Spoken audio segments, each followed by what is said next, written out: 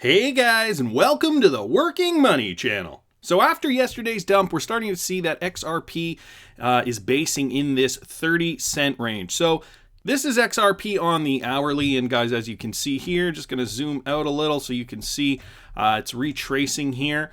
Okay, so in about the 30 cent, give or take, it's retracing. It's calming right down, and what does that mean?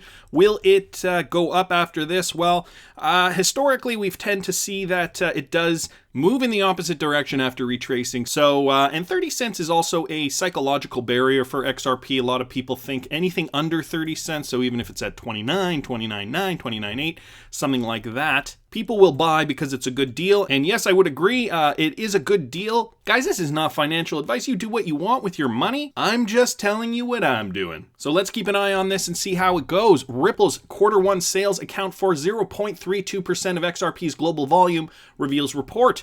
And so Ripple released their report yesterday, and this is just an article from AMB Crypto highlighting the important points. Some of the points here: Ripple's Q1 sales accounted for 0.32% of global XRP volume. 3 billion XRP were released out of cryptographic escrow. 2.3 billion returned to escrow. XRP is now listed on approximately 120 exchanges. Also talking about the sales, notably the report stated that the firm sold 169.42 million worth of XRP in the first quarter, an increase to 0.32% from 0.25% in Q4 of 2018. In terms of sales of global XRP volume, on one hand, institutional direct sales also saw a significant increase from 2018, Q4, growing from 40.14 million to 61.93 million. On the other hand, programmatic sales also saw a massive hike from 2018 Q4, rising from 88.88 million to 107.49 million. And so, guys, I've got the whole report here. I will link it in the description if you guys want to read further. They also mentioned things like the Spring Initiative and how Q1 saw significant developments from key companies focused on projects building and utilizing XRP, the XRP Ledger and ILP.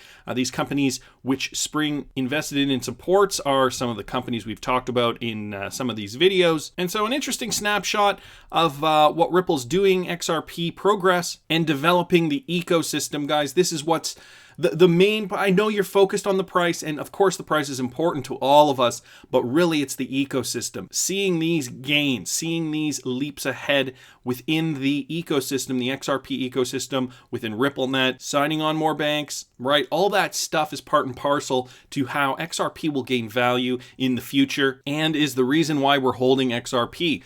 Another article here talking about Ripple focused on driving RippleNet growth and increasing institutional adoption, claims Senior VP of Marketing. And again, this was the interview with Monica Long, Senior Vice President of Marketing at Ripple, and spoke about XRP's positives as well as Ripple's future plan. And so some of the quotes from the interview: XRP is very scalable, almost 50 to 100 transactions per second. The design and consensus also become faster because it does not face the same network issues as Bitcoin or Ethereum. When it comes to RippleNet, however, the killer use case comes in serving liquidity on an on-demand basis. And so that is what will set Ripple apart from the rest in terms of payments. Banks and financial institutions will use it. They will be able to settle payments instantly. Long also touched upon Spring and the involvement of the broader cryptocurrency community in developing XRP's use cases. She also clarified some points with respect to XRP's inflow into the ecosystem, accounting for a majority share of XRP owned by Ripple. According to her, RippleNet customers, if they choose to use XRapid,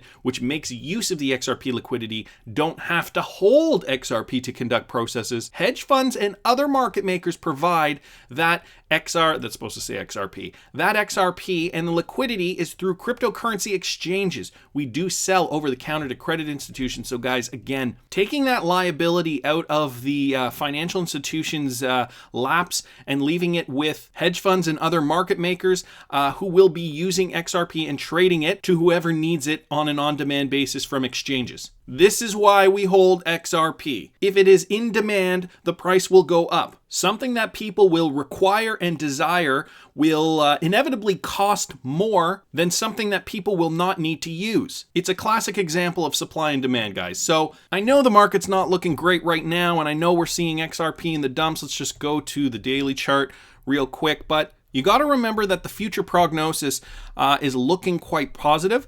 And right now, we shouldn't be so worried because the crypto market is just behaving in the same way that it was behaving a few years ago before another big bull run. So here we've got Bitcoin on the daily, and we see this, right? We see huge upticks followed by large declines, and Bitcoin slowly moving up once again. I know we've had some couple of bearish days, and for those of you holding XRP, no fear, because we have seen this as well, right? The stagnation before the uptick. So look at XRP. If you look at after April 2017, it basically stagnated. It basically vacillated between let's say 15 cents and 30 cents for the better part of the year, 9 months or so, and we didn't see any large movement while Bitcoin was gaining tens or hundreds of percentages per month, or even every few months. Let's just go back to Bitcoin real quick just to show you guys that. So Bitcoin, and so this is February 2017, and we saw Bitcoin rise slowly.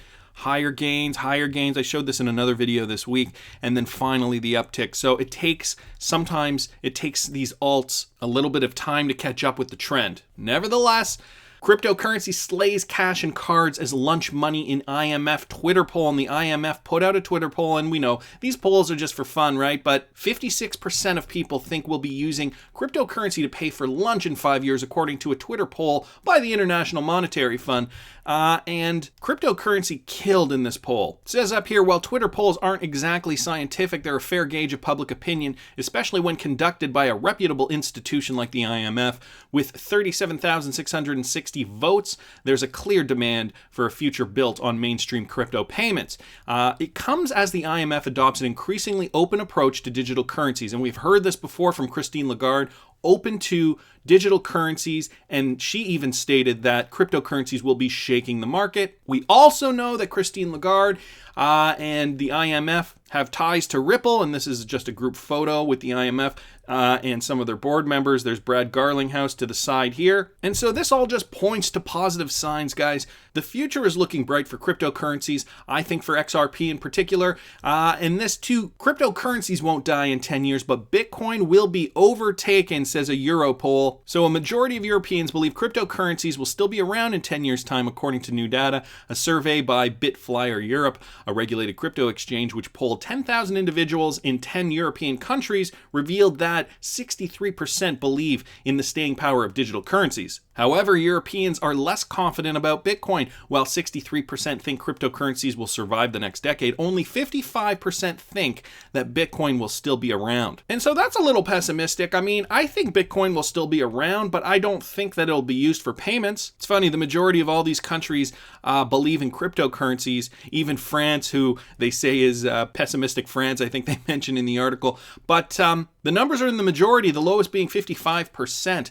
And so Bitcoin not being around, a little skeptical about that. Personally, Bitcoin not being used for daily payments, I think that is very, very, very likely. And we know that Corey Johnson this article was from back in November 2018, has even said he didn't mince words in proclaiming XRP is comparable to a more advanced version of Bitcoin. XRP is much like Bitcoin, but it's faster.